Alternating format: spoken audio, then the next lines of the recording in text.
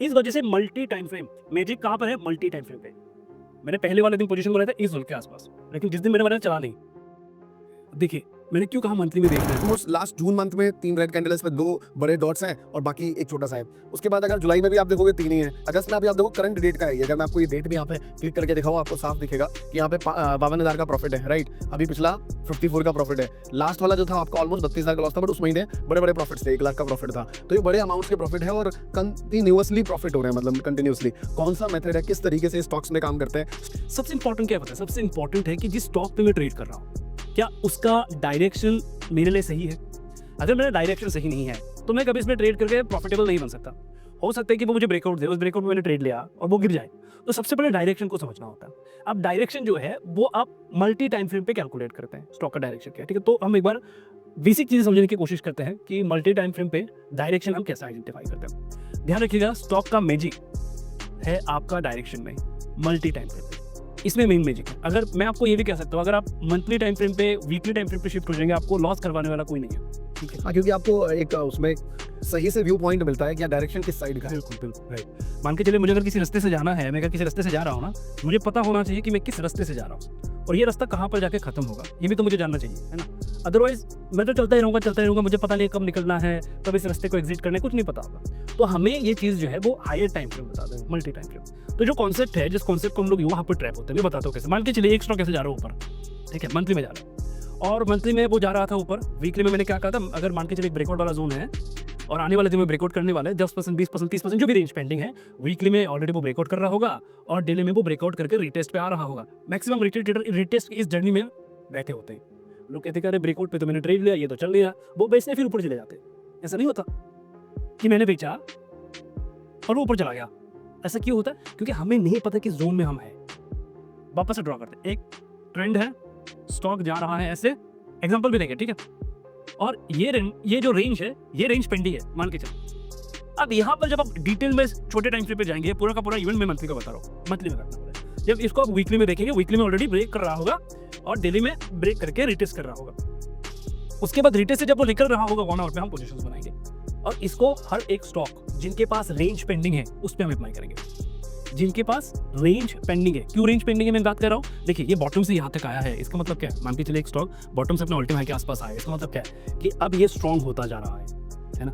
Otherwise ये आता है लोअर लो बना के नीचे आ जाता।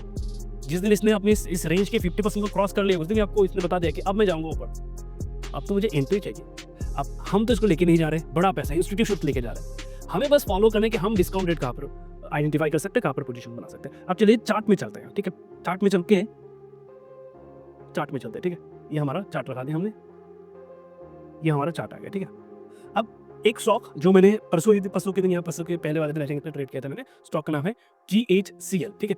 इसमें हम लोगों ने ट्रेड किया था, तो पर्सनली मैंने इसमें ट्रेड किया था। अब मैं इसको इस पूरे कॉन्सेप्ट को चार्ट में समझाने की कोशिश करता हूँ। सबसे पहला काम, एक आदत डाल लीजिए, एक आदत, सिर्फ एक आदत डालिए कि चार्ट को सबसे पहले ओपन करेंगे मंथली में, बस ये भी अगर आपके अंदर आ गया आपको कोई लॉस नहीं करवा सकता, ठीक है। अब देखिए पूरे स्टोरी को समझने की कोशिश करें। स्टोरी ये कह रहा है कि ये जो स्टॉक है, अगर मैं स्टोरी लगाऊं, ये हायर हाई बनाता हुआ जा रहा है ना, हायर हाई बनाता हुआ जा रहा है, यहाँ से लोअर लो बना रहा था, लेकिन यहाँ से वो वापस से लोअर लो को अगर आप देखेंगे वो ऊपर की साइड में निकलने लगा। छोटे टाइम फ्रेम ऑलरेडी प्रोसेस शुरू हो चुका था, यहाँ पर ब्रेकआउट, रिटेस्ट, ये सारी चीज़ चल रहे थे। अब मैंने क्या आइडेंटिफाई किया कि देखो भाई, अगर मैं स्टॉक को यहाँ से भी एक ट्रेंड ड्रॉ करूँ तो एक ट्रेंड यहाँ पर देखा है कि ये भी मैं छोड़ दूँ। अगर आपको ये भी समझ में नहीं आ रहा कि ये ड्रॉ कर लीजिए कि इसका ऑल टाइम हाई है, कि इसको यहाँ तक जाना है, इसको इस जोन तक जाना है। अब मैं क्या कर रहा हूँ, चीज़ों को देखिए, मैं कर ही रहा हूँ, मैं प्रॉपर एक ट्रेंड लाइन ड्रॉ कर रहा हूँ और ट्रेंड लाइन कुछ इस तरीके से मैं ड्रॉ कर रहा हूँ कि यहाँ से अगर मैं ट्रेंड लाइन ड्रॉ करता हूँ कुछ इस तरीके से ट्रेंड लाइन यहाँ से जाता है, ठीक है।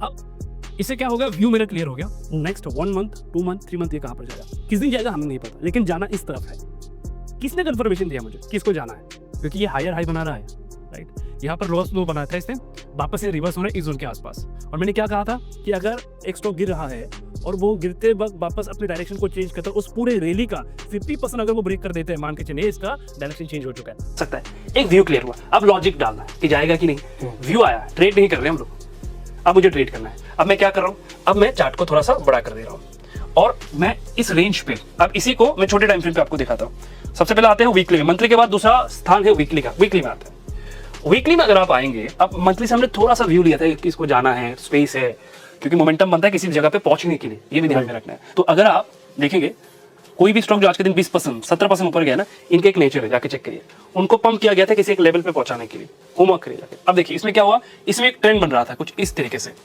एक ट्रेंड लाइन बन रहा था। हमने क्या किया, हमने दिमाग में ये रखा कि मंथली में तो उसको जाना है, तो ये प्रोसेस तो छोटे टाइम फ्रेम में शुरू हो चुका होगा। हमने देखा एक ट्रेंड लाइन बन रहा है, जिस दिन हमने ट्रेड किया था ना वो यहाँ पर था, एग्जैक्टली यहाँ पर। अब छोटे टाइम फ्रेम पे जाएंगे तो आप देखेंगे एग्जैक्टली यहाँ पर था।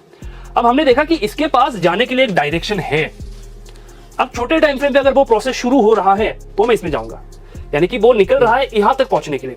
अब हमने इससे पहले वाले एक वीडियो में, इसी चैनल की एक वीडियो पे हमने सीखा था संगम। जब आप 1 आवर डेली टाइम फ्रेम पे जाएंगे, जिन लोगों ने पुराना वीडियो नहीं देखा जाके एक बार चेक करिए। जब हम 1 आवर पे जाएंगे तो 1 आवर पे आपको दिखेगा यहाँ पर रेस पे, सिर्फ 1 डे पे जब आप जाएंगे तो आपको तो दिखेगा, एक बार आप लगा के भी चेक कर सकते हैं, क्योंकि हमें पता है मैं इसलिए नहीं लगा रहा हूँ। आपको दिखेगा कि ये वो जगह है जहाँ पर संगम कंप्लीट हो चुका है। एक बार लगा भी देते हैं, ठीक है, लगा देते हैं। 2 ही इंडिकेटर यहाँ पर लगा लेते हैं। एक हमारा हो गया है, मैं सबको हटा देता हूँ, बुलिंगर बैंड। एक हो गया हमारा बुलिंगर बैंड, ठीक है। एक हो गया हमारा बुलिंगर बैंड, ये लगा देते हैं। दूसरा हो गया हमारा मूविंग एवरेज, ठीक है। एक हो गया हमारा मूविंग एवरेज, ये लग गया। डिफॉल्ट सेटिंग है, कुछ नहीं करना है। वी वेब लगाना था लेकिन हम इसमें नहीं लगाते, ठीक है।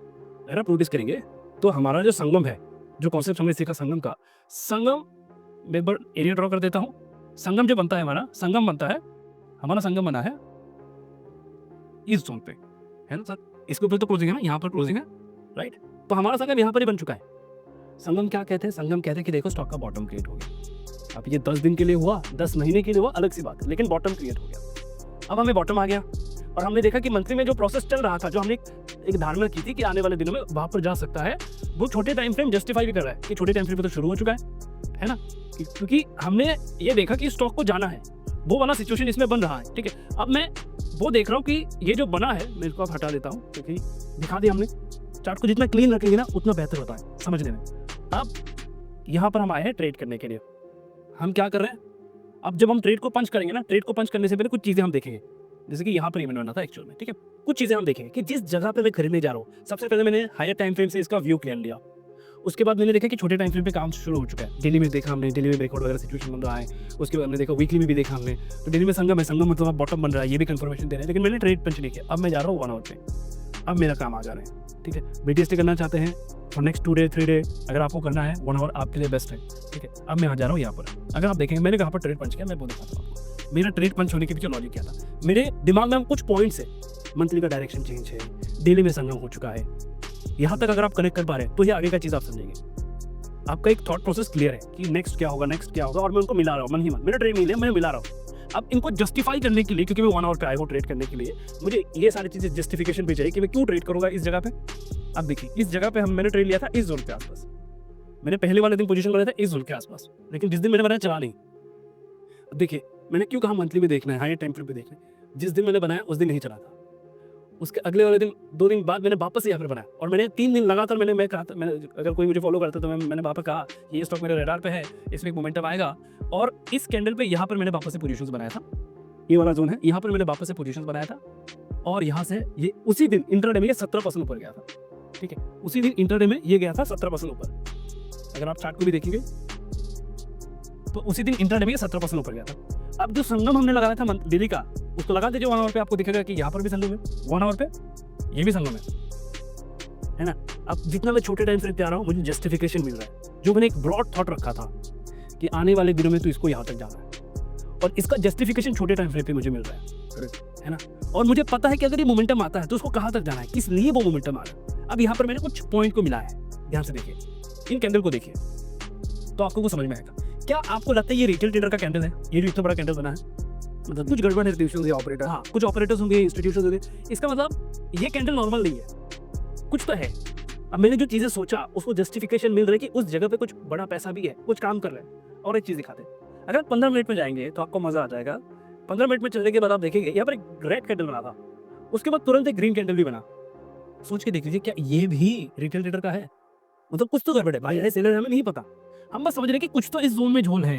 और हमने हायर टाइम फ्रेम ये प्रेडिक्ट किया था यही वो जोन है जहाँ से जाना है। संगम भी हमारा, जैसे कि कुछ लोगों को लग रहा है संगम क्या है। अब देख लीजिए कितना पावरफुल है, बॉटम कंफर्म करके दे रहा है आपको। तो हमने देखा कि जिस जोन पे हम ट्रेड करने आए हैं उस जोन में कुछ अननेसेसरी या फिर ऐसा कुछ मोमेंटम चल रहा है जो नॉर्मल नहीं है। करेक्ट। राइट, तो हमने ये डिसाइड किया कि अब हम ट्रेड करेंगे कब, जब इसने इस वाले हाई को ब्रेक किया। एग्जैक्टली यहाँ पर मेरा ट्रेड पंच हुआ। इसने मुझे कंफर्म किया कि देखो जो पहले वाला वायर है ना वो आया है यहाँ पर। अब जिस दिन मैंने ट्रेड लिया उस दिन एक पॉइंट मेरे दिमाग में था कि उसको मिनिमम 2 से 4% के बीच मोमेंटम करना होगा तो मैं ट्रेड लूंगा। कब? 9:45 से पहले। क्यों? एक सवाल आएगा आपका, कारण ये है, सोच के देख लीजिए, क्या 9:45 से पहले कोई भी स्टॉक 2 से 4% का मोमेंटम बना सकते हैं रिटेल ट्रेडर के द्वारा? एकदम शुरुआत में इसमें कुछ ऐसा होना चाहिए जो नॉर्मल नहीं है। एक बड़ा पैसा होगा, एक इंस्टीट्यूशन होगी, एक ऑपरेटर होगा तभी जाके मॉर्निंग 9:45 से पहले। मेरा ट्रेड तो इनिशिएट हो गया था पहले कैंडल पे, मतलब मान के चलिए 9:25 में, 9:25 भी मेरा ट्रेड पंच हो गया था। तो इसका मतलब ये जो जगह है यहाँ पर कुछ एक्स्ट्रा ऑर्डिनरी था। अब सब कुछ सीक्वेंसली मिलाइए। मंथली में एक डायरेक्शंस है, वीकली में आए तो ब्रेकआउट जोन बन रहा था, डेली में आए तो ब्रेकआउट हो चुका था पहले। अब लोग कहाँ पर ट्रैप होते हैं मैं आपको वो भी दिखाता हूँ, इसलिए मेरे का मल्टी टाइम फ्रेम जानना चाहिए। आपको क्या लगता है कि इस रैली पे, इस जगह पे किसी भी रिटेल ट्रेडर ने पोजीशंस नहीं बनाया होगा? क्या लगता है इस रैली पे किसी भी रिटेल ट्रेडर ने पोजीशंस नहीं बनाया होगा? जरूर बनाया होगा। और जिस दिन ये रेड कैंडल आया वो निकल गया होगा मार्केट से। अगर कोई रिलेट कर पा रहा है मुझे जरूर बताइएगा, किसी ना किसी ने, तो सोच के देख लीजिए। आप भी रिलेट कर पा रहे हैं तो मुझे बताइएगा, सोच के देख लीजिए। यहाँ पर भी तो एक ट्रेंड बन रहा है ना, ये भी तो ट्रेंड का ब्रेकआउट है। If I am not wrong, ये भी एक ट्रेंड का ब्रेकआउट है, बढ़िया ब्रेकआउट कैंडल, आपने जरूर पोजीशंस बनाया होगा। और जिस दिन ये गिरा, ये वाला कैंडल रेड कैंडल बना, क्या आप मार्केट में सस्टेन कर पाते? आप तो कहते हैं भाई मैं तो कल ब्रेकआउट फेल हो गया मेरा। आपका उस दिन का जजमेंट ये होता है कि ब्रेकआउट फेल हो गया, निकल जाते। मैं नहीं निकला। क्यों नहीं निकला? क्योंकि मुझे पता है इसका डायरेक्शन क्या है। मैंने इसमें स्विंग भी किया, मैंने इसमें इंट्राडे भी किया, क्योंकि मुझे मैं जो चीज बड़े टाइम फ्रेम पे आपने पिक्चर देखी हुई है। हाँ, तो छोटे टाइम फ्रेम के फ्लक्चुएशन रिटेल ट्रेडर यहाँ पर ही बर्बाद है। छोटे टाइम फ्रेम पे रिटेल ट्रेडर बर्बाद है। मैं आपको चैलेंज देके कह सकता हूँ, आप मंथली टाइम फ्रेम पे काम करके देखिए, अगर आपको लॉस होता है आप मुझे आके बताइए। तो इस वजह से मल्टी टाइम फ्रेम मैजिक कहाँ पर है? मल्टी टाइम फ्रेम पे। जब आप इन टाइम फ्रेम को, इन डॉट को कनेक्ट कर पाते हैं तो आपको और कुछ नहीं चाहिए। बस मैं आपको कहता हूँ कि ये जो कॉन्सेप्ट है लोग पेज में बेचते हैं, इस कॉन्सेप्ट को, ये मल्टी टाइम फ्रेम का एक कोर्स बना दिए, इसको बेच रहे हैं। आपको कुछ नहीं करना है, इसी चीज को प्रैक्टिस करिए, आपको और कुछ नहीं चाहिए होगा, क्योंकि आपको पता चल जाएगा कि मैं कहाँ पर जाने वाला हूँ। नहीं सब लास्ट वीडियो में भी आपने बहुत सही से समझाया था, इस वीडियो में भी आपने काफी एक्सप्लेन किया। डेफिनेटली लोगों को समझ आएगा। और लोग अगर चाहते हैं कि इन स्ट्रैटेजी के बाद स्टॉक कैसे फाइंड करें तो कमेंट करिए उस पर भी। और साथ में मैंने आपको बताया कि अगर आप नए स्टॉक मार्केट में और आप चाहते हैं तो डिस्क्रिप्शन और कमेंट पिन कर दूंगा, आप वहाँ से अपना डीमैट अकाउंट भी ओपन कर सकते हैं और खुद की स्टॉक मार्केट में जर्नी भी शुरू कर सकते हैं। Thank you so much Kadi sir कि आपने डिटेल में इसको बताया। मिलते हैं फिर नेक्स्ट वीडियो में, तब तक के लिए धन्यवाद।